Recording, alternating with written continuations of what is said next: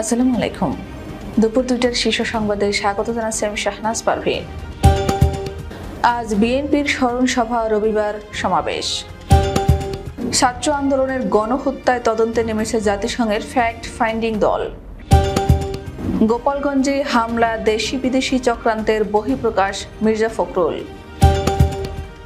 নেইম্যানের নেতৃত্বে মার্কিন উচ্চ পর্যায়ের প্রতিনিধি দল ঢাকায়। সাবেক স্বরাষ্ট্রমন্ত্রী আসাদুজ্জামান খান কামালের ছেলে জ্যোতি গ্রেফতার। বঙ্গোপসাগরে ট্রলার ডুবে নিখোঁজ 5 শতাধিক জেলে, 2 জনের মৃত্যু। সাবেক রেলমন্ত্রী মুজিবুলের বিছানা জুড়ে টাকা আর টাকা। গোপালগঞ্জে বিএনপির গাড়ি বহরে হামলা, স্বেচ্ছাসেবক দলের 2 নেতা নিহত। আশুলিয়ায় শ্রমিক অসন্তোষ ঠেকাতে বাড়িওয়ালাদের সাথে বিএনপির বৈঠক। জুমার খুতবার সময় মৃত্যুর কোলে ঢলে পড়লেন ইমাম। দেশের 9 অঞ্চলে 80 কিলোমিটার বেগে ঝড়ের আভাস। জম্মু কাশ্মীরে বন্দুকযুদ্ধে সেনাসহ নিহত 4। সুইজারল্যান্ডে আদানি গ্রুপের $31 কোটি বাজেয়াপ্ত। শুনছিলেন শিরোনাম, এবার বিস্তারিত।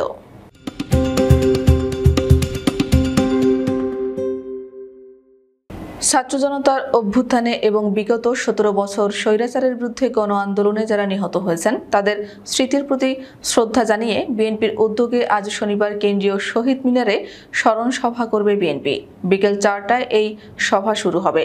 এছাড়া আগামীকাল রোববার আন্তর্জাতিক গণতন্ত্র দিবসে সমাবেশ করবে দলটি। নয়াপল্টনে সমাবেশ অনুষ্ঠিত হবে। এই সমাবেশ গত বুধবার দুপুরে নয়াপল্টনে বিএনপি ও অঙ্গ সংগঠনের এক যৌথ সভা শেষে এই কর্মসূচির ঘোষণা দেওয়া হয়েছিল। বৈষম্য বিরোধী ছাত্র আন্দোলনকে ঘিরে গণহত্যার ঘটনায় কাজ করছে জাতিসংঘের ফ্যাক্ট ফাইন্ডিং দল। শনিবার তদন্ত কার্যক্রমে নেমেছে তারা। সূত্র বলছে, অন্তর্বর্তী সরকারের আমন্ত্রণে জাতিসংঘের ফ্যাক্ট ফাইন্ডিং দল বাংলাদেশে এসেছে। শুরুতে সবকিছু ঠিক থাকলে পররাষ্ট্র উপদেষ্টা বা পররাষ্ট্র সচিবের সঙ্গে বৈঠক করবে দলটি। জানা গেছে, দলটি গত 1 জুলাই থেকে 15 আগস্ট পর্যন্ত মানবাধিকার লঙ্ঘনের ঘটনাগুলোর তদন্ত করবে, ঘটনাগুলোর কারণ পর্যালোচনা করবে এবং ন্যায় বিচার ও দায়বদ্ধতা নিশ্চিত করতে দীর্ঘমেয়াদী কি পদক্ষেপ নেওয়া যেতে পারে সে সম্পর্কে সুপারিশ করবে। গোপালগঞ্জে জাতীয়তাবাদী স্বেচ্ছাসেবক দলের কেন্দ্রীয় সভাপতি এস.এম. জিলানীর গাড়িবহরে হামলার ঘটনায় গভীর উদ্বেগ প্রকাশ করেছেন বিএনপি মহাসচিব মির্জা ফখরুল ইসলাম আলমগীর। এই হামলার ঘটনাকে দেশি বিদেশি চক্রান্তের বহিঃপ্রকাশ বলেও মন্তব্য করেছেন তিনি। শুক্রবার বিকেলে এই হামলার ঘটনার পর এক বিবৃতিতে বিএনপি মহাসচিব বলেন, ছাত্র জনতার আন্দোলনে আওয়ামী ফ্যাসিস্ট সরকারের পতন হলেও দেশে এখনও নৈরাজ্য সৃষ্টির পায়তারায় লিপ্ত রয়েছে পরাজিত শক্তির দোসররা। তারা গভীর ষড়যন্ত্রে মেতে উঠেছে। মার্কিন যুক্তরাষ্ট্রের রাজস্ব দপ্তরের ডেপুটি আন্ডার সেক্রেটারি ব্র্যান্ট নেইম্যানের নেতৃত্বে দেশটির একটি উচ্চ পর্যায়ের প্রতিনিধি দল ঢাকায় এসেছে। প্রতিনিধি দলের গুরুত্বপূর্ণ সদস্য যুক্তরাষ্ট্রের দক্ষিণ ও মধ্য এশিয়া বিষয়ক সহকারী পররাষ্ট্রমন্ত্রী ডোনাল্ড লু দিল্লি হয়ে বিকেলে ঢাকায় আসবেন। শনিবার সকাল 10টার পর প্রতিনিধি দলটি ঢাকায় পৌঁছায়। পররাষ্ট্র মন্ত্রণালয়ের রাষ্ট্রচার প্রধান ও উত্তর আমেরিকা অনুবিভাগের মহাপরিচালক খন্দকার মাসুদুল আলম মার্কিন প্রতিনিধি দলকে ঢাকার হজরত শাহজালাল আন্তর্জাতিক বিমানবন্দরে স্বাগত জানান। অন্তর্বর্তী সরকার প্রধান হিসেবে নোবেলজয়ী অর্থনীতিবিদ ডক্টর মোহাম্মদ ইউনূস দায়িত্ব নেওয়ার পর এটি মার্কিন যুক্তরাষ্ট্র থেকে প্রথম সফর। প্রতিনিধি দলের সফরে 2 দেশের মধ্যে বহুমাত্রিক সহযোগিতার বিষয়ে আলোচনা হবে, তবে মূল আলোচনার ফোকাস হবে আর্থিক ও অর্থনৈতিক সহযোগিতা। সাবেক স্বরাষ্ট্রমন্ত্রী আসাদুজ্জামান খান কামালের ছেলে সাফি মুদাচ্ছির খান জ্যোতিকে গ্রেফতার করা হয়েছে। শুক্রবার রাতে রাজধানী থেকে তাকে গ্রেফতার করে ঢাকা জেলা পুলিশ। বিষয়টি নিশ্চিত করে ঢাকা জেলার পুলিশ সুপার আহমদ মঈদ বলেন, ঢাকা জেলার আশুলিয়া থানায় দায়ের করা একটি মামলায় সাবেক স্বরাষ্ট্রমন্ত্রী আসাদুজ্জামান খান কামালের ছেলে সাফি মুদাচ্ছির খান জ্যোতিকে শুক্রবার রাত 3:30টার দিকে গ্রেফতার করা হয়েছে। তাকে জিজ্ঞাসাবাদের জন্য রিমান্ডে নিতে আদালতে পাঠানো হবে। বৈরী আবহাওয়ার কারণে কক্সবাজারের লাবণী চ্যানেলে এফবি রাশিদা নামে একটি ফিশিং ট্রলার ডুবির ঘটনায় 2 জনের মৃত্যুর খবর পাওয়া গেছে। এদিকে উপকূলে ফিরতে পারেনি কক্সবাজারের 13টি মাছ ধরা ট্রলার। এসব ট্রলারে 5 শতাধিক মাঝি মাল্লা রয়েছেন, যাদের সঙ্গে গত বুধবার থেকে 48 ঘন্টা ধরে যোগাযোগ বন্ধ রয়েছে। কক্সবাজার ফিশিং বোট মালিক সমিতির সাধারণ সম্পাদক দেলোয়ার হোসেন শুক্রবার রাতে গণমাধ্যমকে এসব তথ্য জানিয়েছেন। কুমিল্লা ১১ আসনের সাবেক সংসদ সদস্য সাবেক রেলপথ মন্ত্রী মুজিবুল হকের বিছানায় ছড়িয়ে থাকা টাকার বান্ডিলের একটি ছবি ভাইরাল হয়েছে সামাজিক যোগাযোগ মাধ্যমে। শুক্রবার বিকেল থেকে ফেসবুক, টুইটার ও টিকটক সহ বিভিন্ন সোশ্যাল প্ল্যাটফর্মে ছবিটি ছড়িয়ে পড়তে থাকে। তবে ভাইরাল ওই ছবিটি কবেকার সেটি জানা সম্ভব হয়নি। ছবিতে দেখা যায় বিছানায় বসে আছে মুজিবুল হকের ৩ শিশু সন্তান।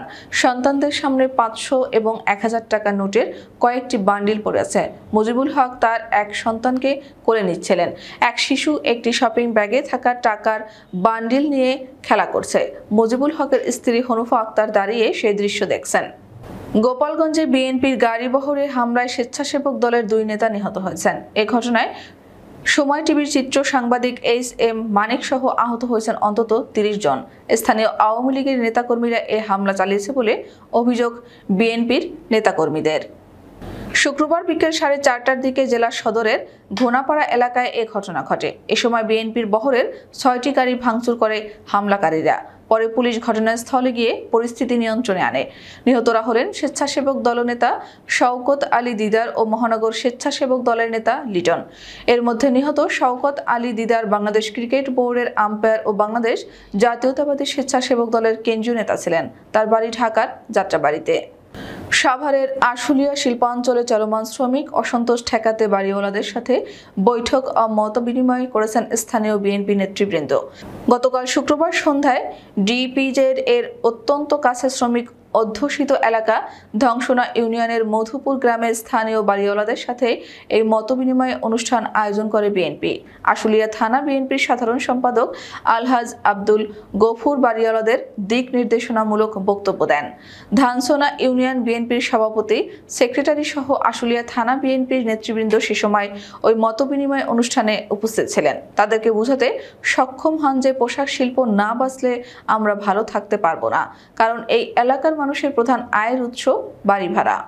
সিলেটের গোলাপগঞ্জে জুমার খুতবা চলাকালে মৃত্যুর কোলে ঢলে পড়েছেন ফাজিলপুর খোরাসানী জামে মসজিদের ইমাম ও খতিব মাওলানা মুহিবুল হক।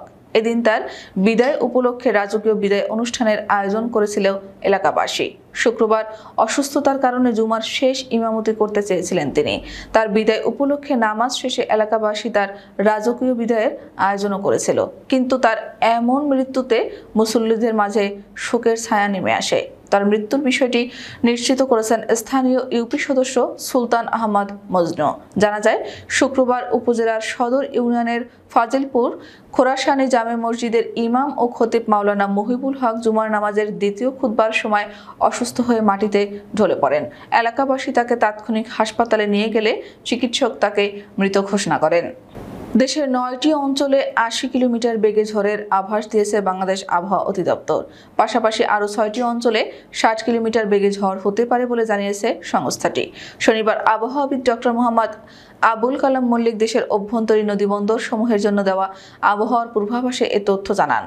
পূর্বাভাসে বলা হয়েছে, শনিবার সকাল ৯টার মধ্যে যশোর, কুষ্টিয়া, খুলনা, বরিশাল, পটুয়াখালী, নোয়াখালী, কুমিল্লা, চট্টগ্রাম এবং কক্সবাজারের উপর দিয়ে দক্ষিণ বা দক্ষিণ পূর্ব দিক থেকে ঘন্টায় ৬০ থেকে ৮০ কিলোমিটার বেগে অস্থায়ীভাবে দমকা বা ঝোড়ো হাওয়া সহ বৃষ্টি অথবা বজ্রসহ বৃষ্টি হতে পারে। এ সময় এসব এলাকার নদীবন্দরগুলোকে ২ নম্বর নৌ সতর্ক সংকেত দেখাতে নির্দেশনা দেওয়া হয়েছে।